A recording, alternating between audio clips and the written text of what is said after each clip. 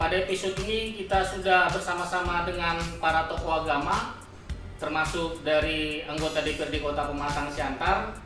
Pada episode ini kita membahas bagaimana peribadatan di normal pandemi COVID-19. Dimulai dari Pak Armaya Siregar, Bapak adalah Ketua Dewan Masjid Kota Pematang Siantar, Pak ya. Pada saat ini kita tidak bisa lagi tutup mata di new normal pandemi COVID. Kira-kira selama sebelum new normal berlakukan, apa yang hadir dalam benak Bapak ditinjau dari sisi pelaksanaan peribadatan di masjid? Bahwa sebetulnya di dalam peribadatan di masjid-masjid itu hampir seperti biasa. Hanya ada beberapa masjid yang memang ditutup. Itu instruksi dari ini ya, dari instansi yang berwenang seperti yang punya di bawah lingkungan ABRI lah. ABRI, kemudian dari Muhammadiyah. Memang di situ ada terjadi sedikit ini ya, kebandelan umat gitu. Ada ayat-ayat yang kadang-kadang dikutip. Nah, ini yang membuat kita jadi masalah, bahwa itu udah takdir Tuhan, mau mati ya mati, tidak bisa diinikan. Padahal ayat-ayat lain itu ya, kalau ada di situ penyakit jangan dekatin katanya, kamu menghindar. Nah, jadi ada kontradiksi yang terjadi di situ. Makanya kita kemarin juga setelah minta, kebetulan saya juga salah satu ketua MUI, kita minta di MUI untuk mengeluarkan fatwa. Tapi memang fatwa yang, karena sudah ada fatwa dari MUI pusat dan MUI provinsi, dan ini pun fatwa ini sendiri pun sangat kita ini kan ya, terjadi juga ini tidak ada satu fatwa yang menyatakan dilarang gitu. Jadi interpretasinya bisa macam-macam gitu ya. Jadi sekarang siapa yang mau ini? Kita kan sehat katanya.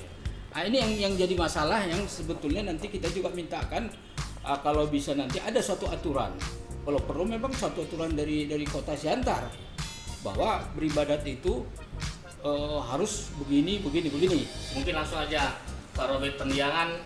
Tidak jauh beda tadi dengan Bapak dari Dewan Masjid yang menyampaikan di awal daripada pandemi COVID-19 bahwa kita agak kaget karena kita tidak menduga ada seperti itu, dan akhirnya ada juga imbauan bahkan sedikit seperti perintah dari pemerintah kita untuk tidak beribadah di gedung gereja, dan dari pimpinan itu juga ada bahwa ibadah itu dialihkan ke rumah-rumah.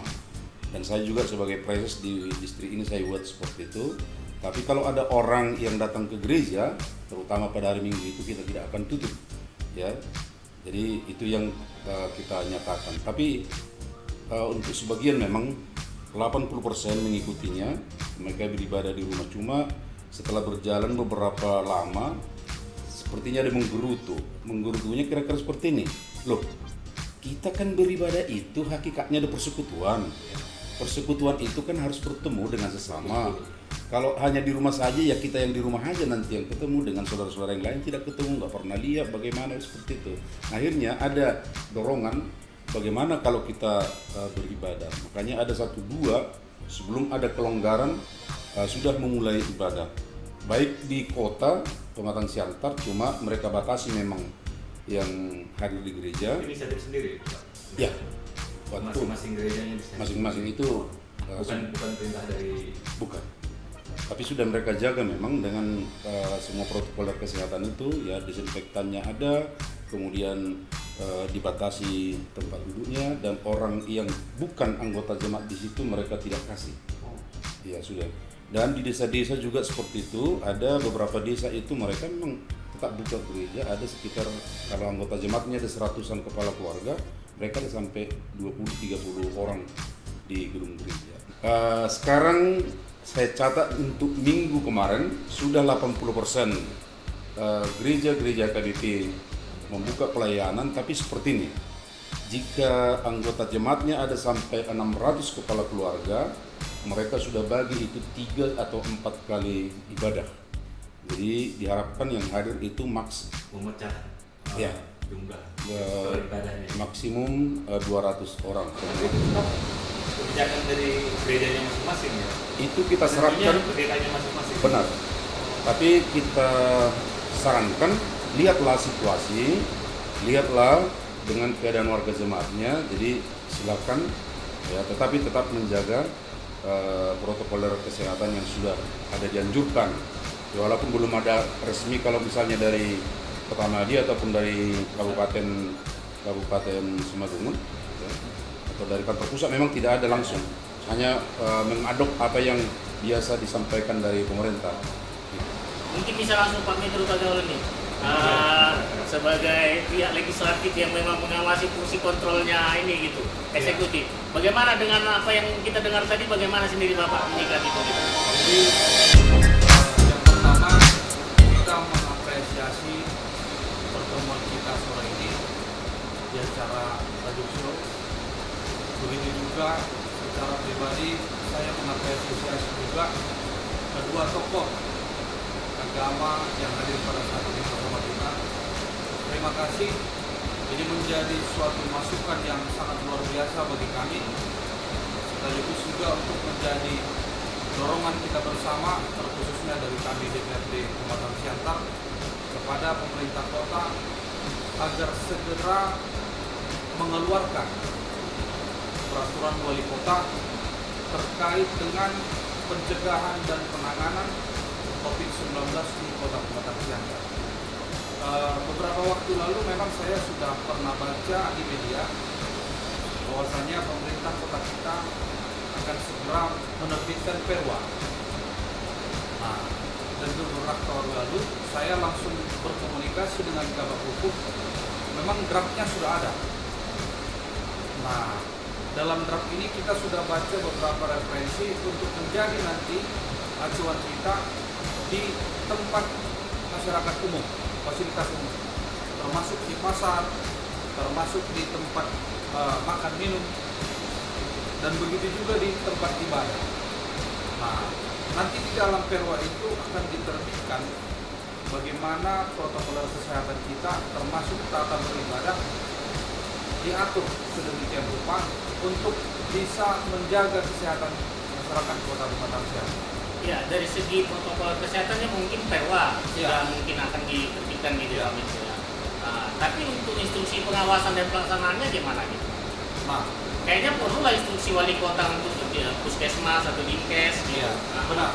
Jadi saat ini kita juga dari DPRD Pematang Siantar dari 3 komisi sudah mengusulkan untuk pembentukan pansus terkait dengan membantu kinerja sekaligus mendorong kinerja gugus tugas Kota Pematang Siantar.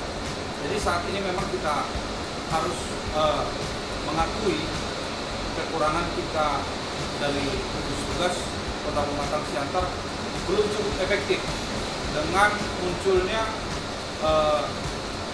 semakin meningkatnya tingkat positif pasien COVID-19. Nah, jadi berdasarkan itu teman-teman juga dari Komisi 1 kemarin sudah turun langsung ke lapangan mengecek apa sebenarnya kendala. Jadi kita dari 3 komisi sudah mengusulkan untuk pembentukan pansus mendorong dan membantu kinerja gugus tugas Kota Pematang Siantar.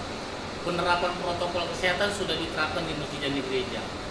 Jika kelak ada di luar dugaan bahwa jemaah atau jemaat terjangkit penularan, kira-kira apa antisipasi sebelum keluar perwanya protokol kesehatan dari pemerintahan gitu? Kira-kira antisipasinya apa gitu? Menarik pertanyaan tadi, Iya. tapi sulit untuk menjawabnya karena kalau itu misalnya dikatakan kalau ada yang terinfeksi di gereja, Ya, tertular.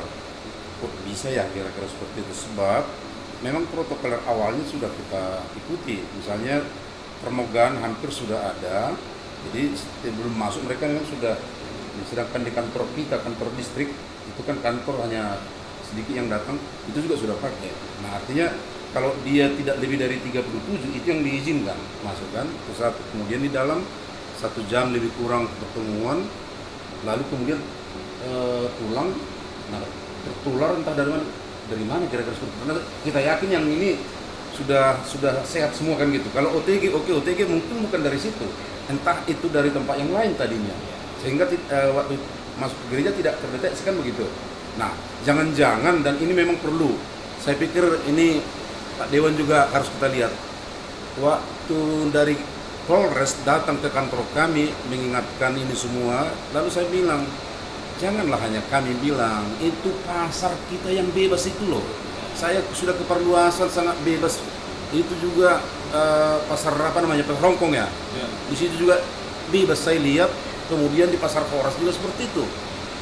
Banyak sekali yang tidak pakai masker dan mereka dekat-dekat itu ngomong kan tawar-menawar harga kan seperti itu. Loh, jangan-jangan dari situ hari Sabtunya mungkin, tapi waktu besoknya belum hari Minggunya kan itu ya. Belum ada gejala ya. Belum ada gejala. Jangan-jangan seperti itu. Artinya saya mau sampaikan, saya pikir bukan hanya satu tempat yang perlu kita perhatikan, tapi semua daerah kita itu mungkin ini. Jadi harus semua akan bekerja untuk itu. Jadi yang mau kita harapkan itu ya untuk keseluruhan lah, bukan hanya untuk Iya, tempat beribadah. Beribadah. Di rapid test lah dulu kita, biar jelas ketahuan siapa OTG. Karena OTG itu dia sehat, segar, bugar, Iya. tapi dia bisa menularkan. Di apa draft perwa itu kira-kira ada nggak di situ meningkatkan peran dari kesehatannya, dari terutama puskesmas lah sebagai sarana promosi dan preventif. Kan fungsi puskesmas nomor satunya kan promosi kesehatan dan preventif. Di perwa itu bakal ada nggak itu kira-kira penguatan peranan itu? Kita sepakat untuk hal itu. Wali kota kita lebih memberikan hatinya dalam penanganan kota kita saat ini. Nah, di samping itu juga saya pribadi beserta kita semua yang ada di sini juga mengharapkan ya ini bukan hanya kerja oleh dan tanggung jawab oleh wali kota, ya, bukan tanggung jawab oleh DPRD dan pejabat lainnya. Ini adalah tanggung jawab kita bersama. Artinya dimulai dari diri kita masing-masing. Nah, perihal tadi apakah sudah ada dalam draft perwa itu untuk lebih detail bagaimana fungsi dan tugasnya puskesmas untuk menyampaikan himbauan-himbauan dan informasi kepada masyarakat.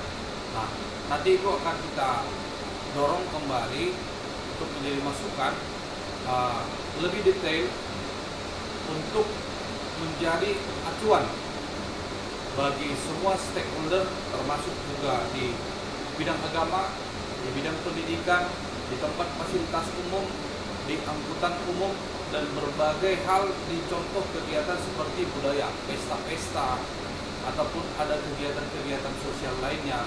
Nah, itu memang harus kita terapkan protokol kesehatannya dan memang harus saling menjaga agar semua bisa kita atasi bersama dengan baik. Oke, sesi terakhir kita mungkin para bapak-bapak bisa menyampaikan closing statement. Ya, baik. Kita senang ada pertemuan seperti ini, walaupun mungkin tidak semua nanti bisa dijangkau, tapi setidaknya melalui ini kita bisa lebih dekat dengan apa yang sedang kita alami dan harapan kita ke depan. Karena bagaimana sekalipun kalau peribadatan yang kita bicarakan sekarang itu memang sangat sentral dalam kehidupan kita sebagai umat beragama di negara Indonesia, dan karena itu ya memang kesempatan ini sangat baik, dan mohonlah kepada semua yang mendengarkan percakapan ini kita boleh bersama-sama seperti tadi kerinduan itu untuk menghalau mencegah virus corona ini ya, karena bagaimana sekalipun kalau kita bersama-sama itu akan bisa enyah atau jauh dari kita semua. Nah, itu harapan kami dan terima kasih kepada Tajuk Show. Terima kasih Pak Armaya, silakan. Kalau saya pikir begini ya, masyarakat ini jangan ngeyel ya, jangan bandel gitu. Saya pribadi atas nama lembaga DPRD Kota Pematang Siantar bersama juga gugus tugas Kota Pematang Siantar meminta tentunya memulai dari diri kita masing-masing untuk saling menjaga kesehatan dan menerapkan pola hidup sehat serta melakukan pembersihan tempat-tempat umum, begitu juga dengan di rumah tinggal kita sendiri agar terjadi dan terciptanya Siantar bebas dari COVID-19 agar kita kembali bisa hidup normal seperti layaknya sedia kala. Demikian. Terima kasih untuk para narasumber kami. Biarlah apa yang kami bahas dan apa yang kami obrolkan saat ini, terutama dalam level new normal pandemi COVID-19, lebih membuat kita bisa mampu menjalani hidup dan kehidupan ini tanpa dengan kekhawatiran, tanpa dengan keraguan-raguan, malah dengan semangat yang lebih untuk penataan hidup yang baru di masa pandemi COVID-19. Sekian dulu perjumpaan kita pada episode ini. Mantap tajuk show.